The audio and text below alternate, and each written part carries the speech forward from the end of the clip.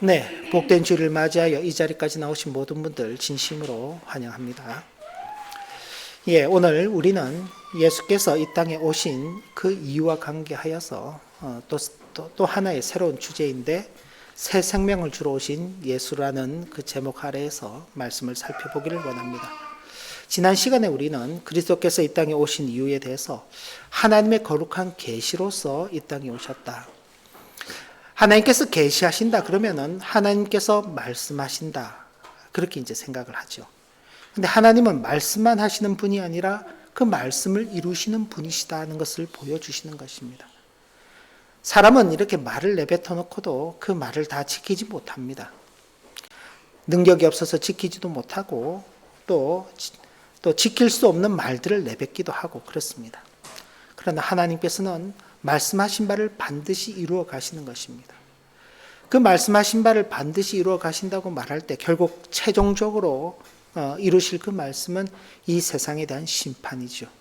세상에 대한 심판이지만 그러나 하나님의 택하신 백성들에 대해서는 구원과 영광, 영원한 생명의 은혜를 베풀어 주시는 것입니다.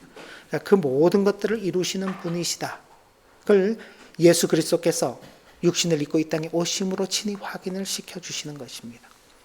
또 하나는 인간의 표준과 이상을 보여주시기 위해서 예수님께서 이 땅에 생활하시면서 행하신 모든 일들, 모든 그 삶의 태도들은 마땅히 인간이라면 그 표준과 이상으로 삼고 나아가야 할 방향성인 것입니다. 그러나 사람들은 다 예수님께서 행하신 그 이적에만 관심이 있었습니다. 예수님께서 무엇 때문에 그 일을 행하시고 그 일을 통해서 우리에게 보여주시고자 하는 바가 무엇인지는 생각지 않고 그저 예수께서 행하시는 일만 보고 그 일 속에서 자신에게 주어지는 유익만을 바란 것입니다. 결국 타락하고 범죄한 인생이 가진 한계가 바로 그런 것이죠. 그러나 예수님께서는 분명히 사람이라면은 인생이라면은 이런 표준과 이상을 가지고 살아야 한다. 그렇게 보여주신 것입니다. 그리고 우리를 위해서 죽으시기 위해서 오셨죠.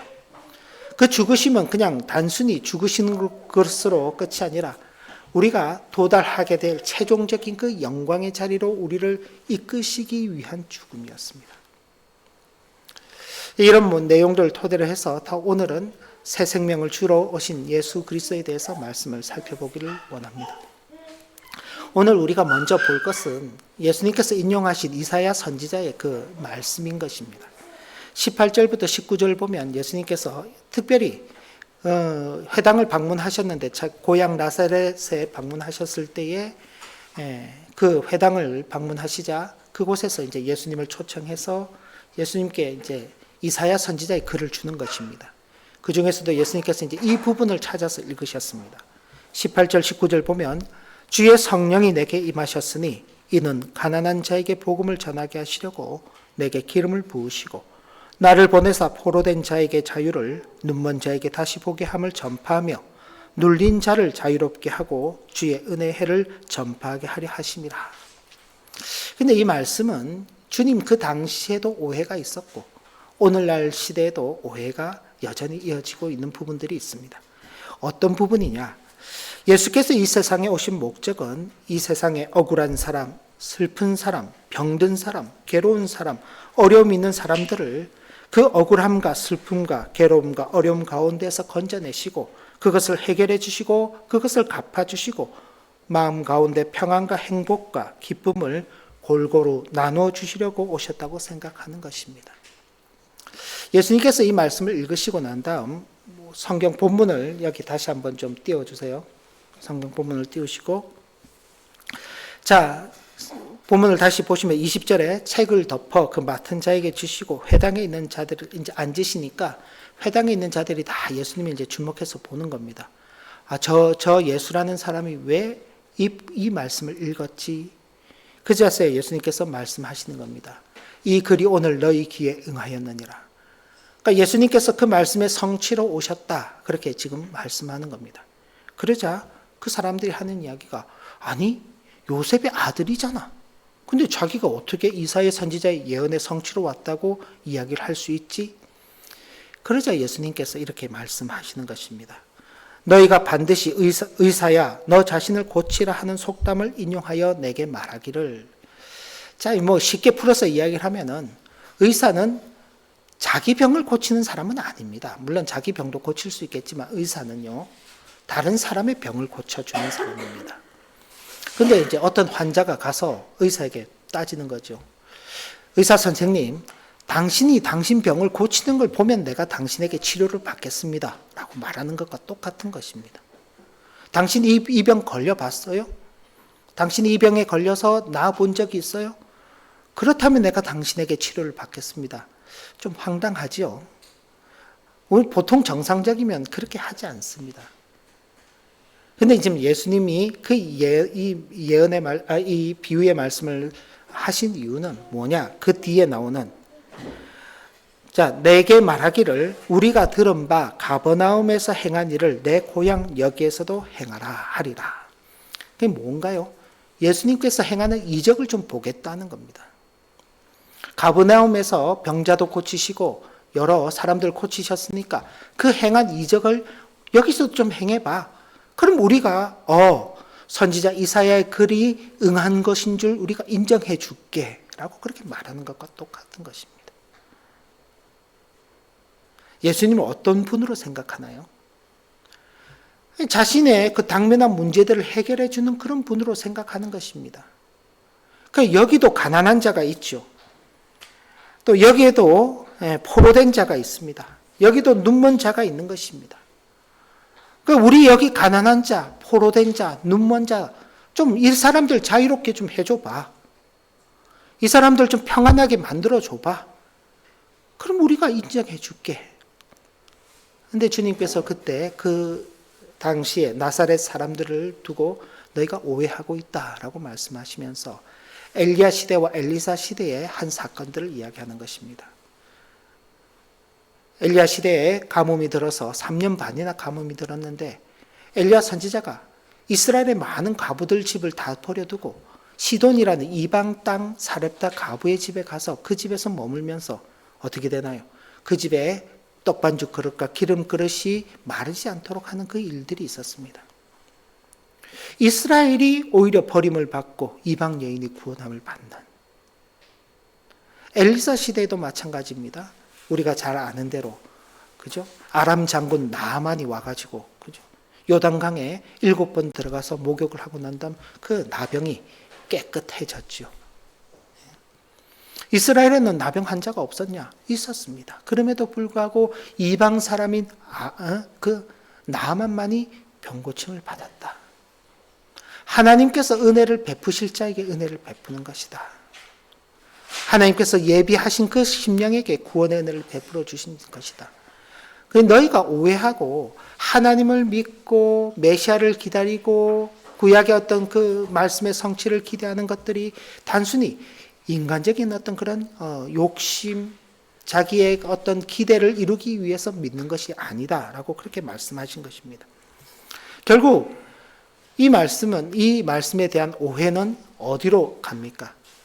예수님을 낭떠러지에서 떨어뜨려 죽이려고 하는 그 행동으로 나타나게 되는 것입니다.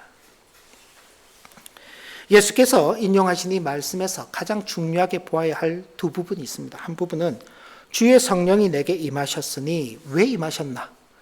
이는 가난한 자에게 복음을 전하게 하시려고 내게 기름을 부으셨다. 가난한 자에게 복음을 전하게 하시려고. 또 주의 은혜의 해를 전파하게 하려 하십니다. 주의 은혜의 빛을 나타내려 하십니다. 그러니까 인생이 지금 당면한 어떤 가난의 문제, 또 억압의 문제, 불공평의 문제, 뭐 그런 문제 해결을 위해서 예수께서 오신 게 아니라는 사실입니다. 예수를 그런 식으로 바라보면 안 되는 것입니다. 예수님께서 오병이어의 이적을 베푸셨습니다. 사람들이 배불렀죠. 배불리 먹고도 12광주리가 나왔습니다. 다음 날도 예수께서 또 떡을 주실까 해서 찾아 나가죠. 그러면서 사람들이 예수를 어떻게 하려고 했냐? 왕으로 삼으려고까지 했다 그랬습니다. 왕으로. 예수님께서 아니, 나는 그런 왕이 되지 않을 거야. 그러고 떠나십니다. 예수님께서 되시고자 하는 그 왕은 자기의 사람을 위해서 자신의 살과 피를 나누어주는 그런 왕이신 것입니다. 인자의 살과 피를 먹어야 된다. 인자의 살과 피를 먹지 아니하면 그 사람에게 생명이 없다라고 말씀하셨습니다. 그러나 사람들은요, 아니 그딴 거 우리는 싫어. 떡을 안 준다고? 그럼 우린 돌아갈래. 그리고 다 돌아가 버리는 것입니다. 이 말씀은 어렵도다. 그러면서 다 떠나버리는 거예요. 자신들의 생각대로 왕으로 삼으려고 하고 자신의 생각대로 모든 것을 이루어 가려고 하다가 주님께서 정작 그건 아니다라고 말씀하시자 그런 주님은 필요 없어 그러고 떠나버리는 것이죠. 주님께서 이 땅 가운데 진정으로 오신 그 이유는 복음을 전하시고 은혜의 빛을 비춰주시기 위해서 오시는 것입니다. 그 결과로 복음이 그렇게 전해진 결과로 포로된 자가 자유함을 얻고 눈먼 자가 다시 보게 되고 눌린 자가 자유롭게 되는 것은 그런 은혜들을 누리게 되는 것입니다. 그런데 육체적인 면에만 너무 집중해 버리게 되면은 바로 그 당시에 나사렛 사람들이 예수님을 오해한 것처럼 혹은 지난 역사 속에서 예수님을 이런 식으로 오해하고 예수는 어떤 가난한 자의 해방자, 이 세상의 어떤 인권의 문제의 해방자, 자유의 문제의 해방자, 그런 분으로 묘사하고 그런 일을 하는 것이 마치 예수 그리스도의 복음인 것처럼 그렇게 오해하기 쉬운데 정말로 중요한 것은 바로 영적인 면을 함께 포괄해야 되는 것입니다. 영적인 문제가 자유롭지 않고 난 다음에 육체적인 문제가 아무리 자유로워도 그 사람은 살아있는 사람이라고 말하기 어려운 것입니다. 그래서 예수께서 이 땅 가운데 오신 분명한 목적은 새 생명을 주시기 위해서 오셨다는 겁니다. 예수께서 오신 분명한 목적은 사람의 죄를 속해 주시고 죄를 속하실 뿐만 아니라 이전에는 사람이 하나님 앞에서 죽은 상태로 서 있었습니다. 원래 처음부터 죽은 상태는 아니었습니다. 처음 창조함을 받았을 때는 살아있는 상태였죠. 생명의 상태였습니다. 그러나 타락한 이후로는 그 생명의 상태에서 어떻게 해요? 떨어져 버렸죠. 타락이 떨어진 겁니다. 본래 있어야 할 그 자리가 아닌 떨어진 상태로 있는 것이죠. 그런데 예수 그리스도께서 죄를 속죄해 주심으로 어떻게 해요? 살아있는 상태로 가게 된 것입니다. 원래 처음 창조함을 받았을 때에도 어땠나요? 그 살아있는 상태 거기서 머물러 있는 것이 아니라 더 영화로운 상태로 올라가야 되는 것입니다. 마치 그림을 표현을 하자면 다이아몬드처럼 표현을 할 수 있겠네요. 창조함을 받은 상태지만 타락해버렸어요. 근데 그리스도의 구속의 은혜로 말미암아 다시 어떻게 됐나요? 이 타락의 상태가 구속의 상태, 새 생명의 상태로 또 그 창조함을 받게 되는 것입니다. 그리고 어떻게 해요? 본래 창조함을 받았을 때 가야 될 그 영광의 자리로 이제는 구속받은 새 생명의 상태에서 나가게 하는 것입니다. 이게 창조된 하나님의 자녀의 상태인 것입니다. 물론 사람의 외모, 육신 그대로 있고 그 영혼도 그대로 있습니다. 그러나 하나님께서는 예수 그리스도를 보내신 목적을 그 사람에게 적용시키시는 것입니다. 예수 믿기 이전, 예수 믿고 난 다음 우리 몸과 우리의 영혼은 그대로죠. 물론 태어나면서부터 부모님의 신앙을 이어받아서 신앙을 가지고 태어나는 사람도 있습니다. 그러나 그렇지 않고 부모님께서 불신앙 가운데 어느 시기를 지나다가 예수를 믿게 되는 경우들도 있죠. 우리 가운데도 그런 분들이 계시는 줄 알고 있는데 어떤가요? 예수 믿기 전과 믿은 후에 내 몸과 영혼이 바뀌었나요? 아니, 그 몸이 그대로라니까. 그 영혼이 그대로입니다. 그러나 무엇이 바뀌나요? 예수 그리스도께서 오신 목적, 우리의 죄를 속해 주시고 우리를 하나님의 자녀의 상태, 새 생명의 상태로 만들어 올려놓으시려고 하는 그 일을 그대로 우리에게 적용시켜 주시는 것입니다. 그래서 그에게 새로운 생명, 영원한 생명을 부여하시는 것이죠. 그래서 그 사람을 새로운 생명의 사람으로 창조하시는 것입니다. 그래서 구속, 우리가 구원받았다, 구속함을 받았다라고 말할 때 새 창조함을 받았다라고도 표현을 하는 것입니다. 그 결과 그 사람의 육신과 영혼의 변화가 일어나게 되는 것입니다. 물론 이 변화가 완전한 변화는 아닙니다. 예수 믿고 난 다음 나는 완전히 변해서 죄는 절대로 짓지 않는다. 그런 사람은 아무도 없습니다.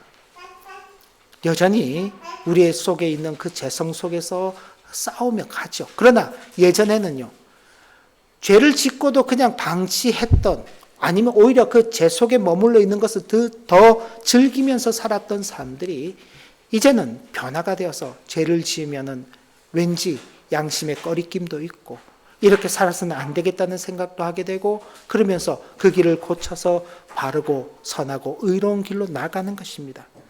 왜 그런가요? 새 생명을 부여받았기 때문에 하나님을 향하여 한 걸음씩 전진해 가는 새 사람의 생활을 할 수 있을 만큼 변화가 생겨가는 것입니다. 그리고 이런 변화는 사람이 자신이 덧입은 생명이 예수께서 가지셨던 그 영원한 생명과 똑같은 생명이라는 것을 분명히 인식하면서 그 생명에 의해서 새로운 사람, 새로운 인격을 발휘함으로 육신과 영혼이 함께 발전해 나가게 되고, 그렇게 그 사람은 새 생명의 사람으로 장성해 가는 것입니다. 사도 바울이 말했습니다. 내가 그리스도와 함께 십자가에 못 박혔나니 이제는 내가 사는 것이 아니다. 예수 그리스도 안에서 사는 것이다. 나는 죽었고 내 속에 예수 그리스도께서 살고 계신다. 내게 주어진 생명은 내 생명이 아니라 예수 그리스도의 생명이다. 그 영원하신 생명이 내게 덧입혀졌으니 나는 그 영원한 생명에 걸맞는 사람으로서 장성해 가야 한다.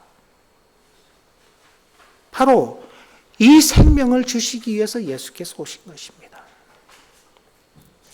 그런데 이 생명을 받은 우리가 나는 예수로 말미암아 새 생명을 받았구나, 여기만 머물러 있어서는 안 되는 것입니다. 우리 새 생명을 입은 새 사람들은 이 세상 가운데서 살고 있지만 이 세상에 속한 사람이 아닙니다. 우리는 어디에 속한 사람들인가요? 하나님 나라에 속했습니다. 근데 그 하나님의 나라가 구체적으로 이 땅 가운데서 어떻게 실현되어 있느냐? 주님의 몸된 교회를 이루는 그 삶으로 우리에게 적용되고 있는 것입니다. 즉, 교회를 이루면서 살아가도록 하신 것입니다. 하나님께서 이 생명을 입은 사람들이 그리스도와 서로 연결되어서 그리스도의 교회를 이루게 하셨습니다. 우리로 하여금 새 생명을 받았는데 그리스도와 연결되었고, 그렇게 그리스도와 연결된 사람들이 함께 모여서 교회를 이루면서 살도록 하신 것입니다. 이 교회는 단순히 땅에만 존재하는 것이 아니라 하늘에도 존재하고 있습니다. 창조 이래로 하나님의 교회가 없었던 때가 없습니다. 그리고 그 하나님의 택하신 모든 교회는 이 땅에도 있고 하나님 나라에도 있습니다. 과거에 하나님의 교회에 속해서 있던 사람들이 있고, 현재 하나님의 교회에 속해 있는 사람들이 있고, 장차 하나님의 교회에 속하게 될 사람들이 있습니다. 우리 눈에는 현재의 하나님의 교회에 속해 있는 사람들만 보이는데, 그렇지 않고 하나님의 교회는 이 땅과 하늘 그리고 모든 시공간을 다 초월해서 존재하고 있는 것입니다. 이 교회가 장차 영광의 몸을 덧입는 그날에 이르기까지 이 땅 위에 있는 교회와 하늘에 있는 교회가 함께 예수 그리스도의 생명과 연결되어서 그리스도의 거룩한 교회를 이루어 가는 것입니다. 우리가 예수 그리스도를 믿음으로 말미암아 새로운 생명을 받았다고 말할 때 그 새로운 생명이라는 것은 바로 이 거룩한 교회로서의 그 삶으로서 나타나게 되어 있는 것입니다. 물론 우리의 현실을 보면 어떤가요? 우리 각자의 자신의 삶의 자리에서 각자의 일들을 하며 살아가고 있습니다.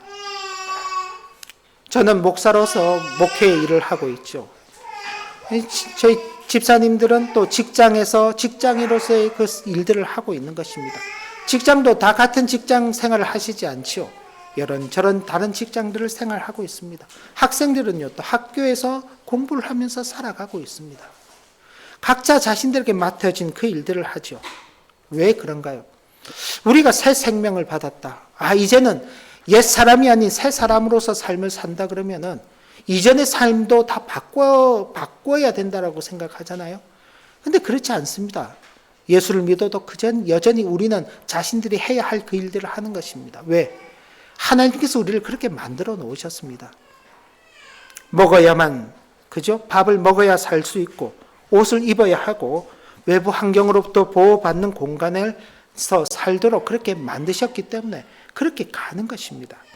그래서 한편으로는 일을 위해서 일을 하며 살아가는 것이 당연한 것입니다.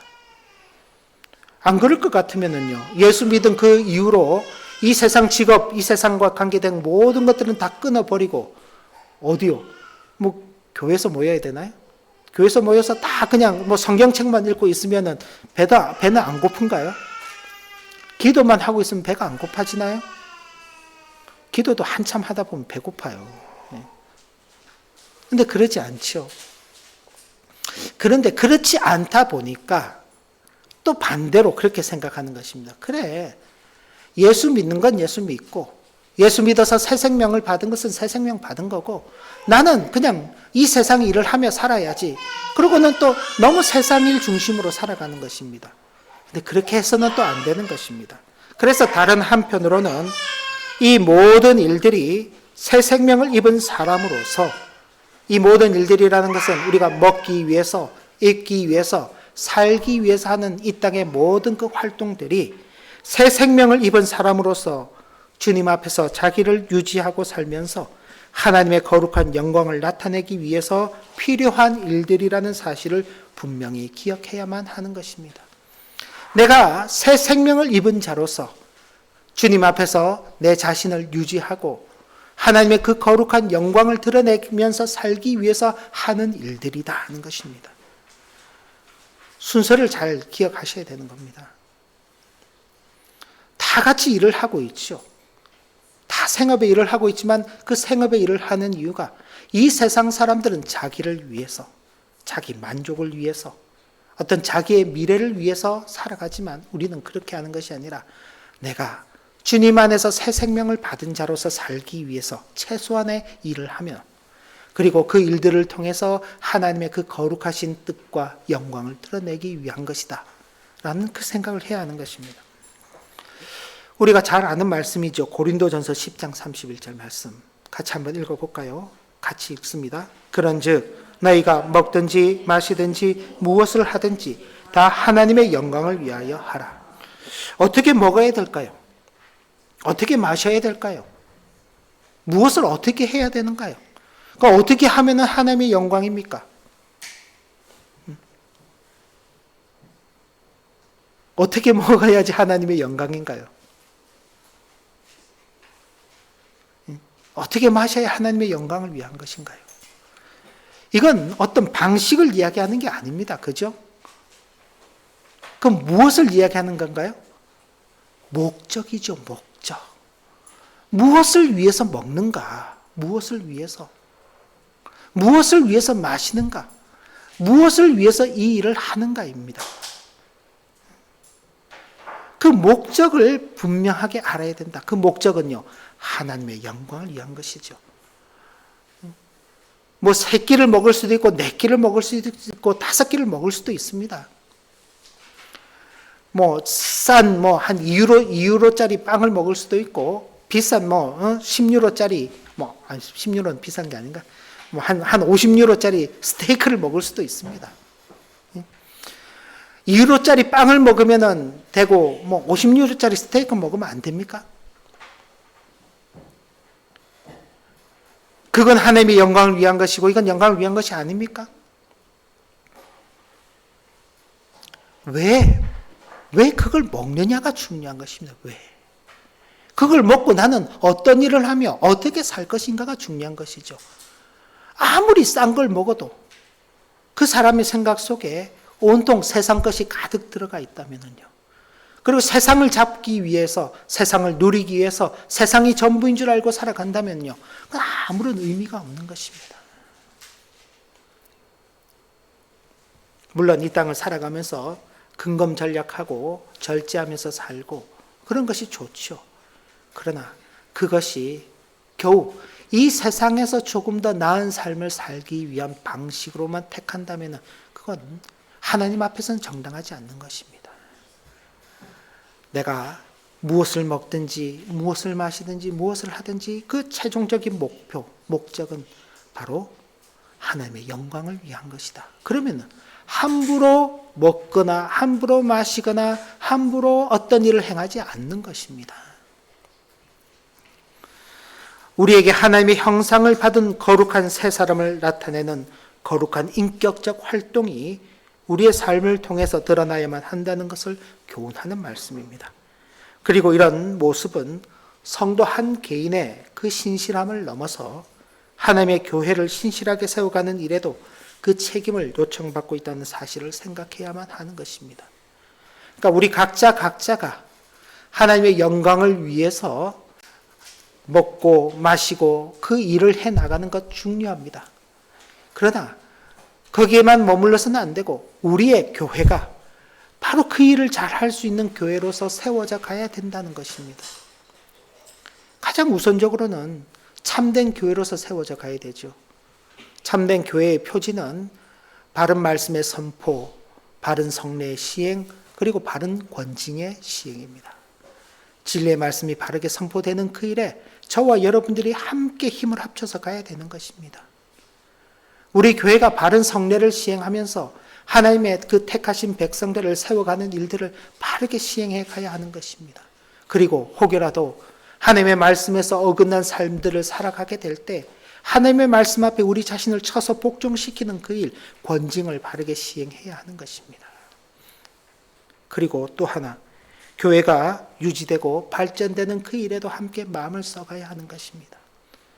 우리 교회가 어떻게 하면 안정적으로 유지될 수 있을 것인가? 이건 여러 가지 복합적인 면들이 같이 있습니다만은 물질적인 면도 필요할 것이고, 교회가 어떤 일들을 진행하게 될 때에 거기에 함께 참여하는 여러분들의 참여도 필요하게 되는 것이고, 또 여러분들의 어떤 봉사와 섬김들도 함께 있어야 되는 것입니다.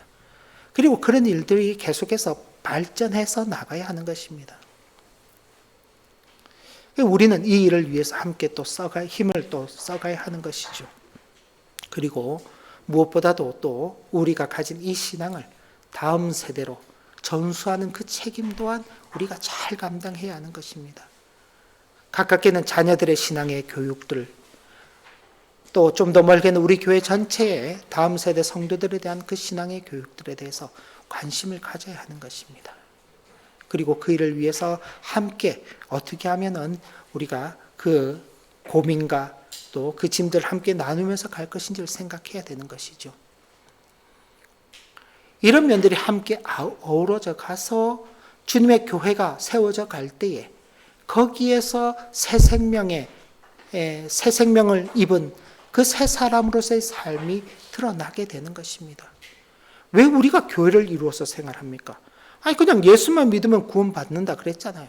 그럼 예수만 믿고 각자 요즘은 또 인터넷도 발달해서 집에서 예배할 수도 있고 그러잖아요. 그런데 굳이 교회를 이렇게 모여서 예배하고 이 불편하게 이렇게 하는 이유는요, 주님께서 그 피값으로 이 교회를 사시고 이 교회를 통해서 우리가 정말 새 생명을 입은 새 사람으로서의 그 삶을 살아가도록 하시는 현장으로 두셨기 때문에 그런 것입니다. 예수 그리스도께서 오신 그 목적, 새 생명을 주시기 위해서 오셨다. 근데 그 새 생명은 그저 내가 예수 믿고 구원받았다, 내 죄가 사함받았다, 그래서 나는 천국 간다, 이것으로 새 생명이 끝나는 게 아닙니다. 그 새 생명은 지금 현재의 삶의 가정에서도 누릴 수 있어야 되는 것이고, 또 그 새 생명의 그 내용들이 우리의 삶을 통해서 점점점 자라가야 하는 것입니다. 그래서 그리스도의 장성한 분량에 이르기까지 자라가야 한다라고 사도 바울도 말씀하고 있죠. 말씀을 정리합니다. 예수께서 이 세상에 오신 목적을 분명히 알아야 하겠습니다. 그리고 예수께로부터 새 생명의 은혜를 받아 새 사람이 된 우리들로서 이 땅의 생을 어떻게 살아가야 할지를 생각해야 하겠습니다. 지난 한 해도 돌아봐야 되겠죠. 그 지난 한 해를 돌아보면서 우리의 지난 일생도 한번 돌아보게 되기를 바랍니다.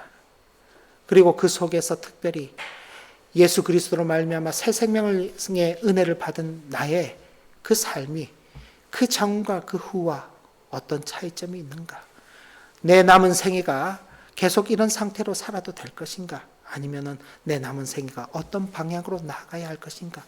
그래야 내가 어떻게 새 생명의 그 은혜들을 드러내면서 살 것인가를 고민해보는 그런 시간이 되기를 바랍니다. 그리고 우리의 일생이 이 세상의 일을 추구하는 것으로 끝나는 허무한 일생이 아니라 하나님의 거룩한 일, 하나님의 영광을 추구하는 그런 일생을 살아가는 저와 여러분들이 되시기를 진심으로 기원합니다.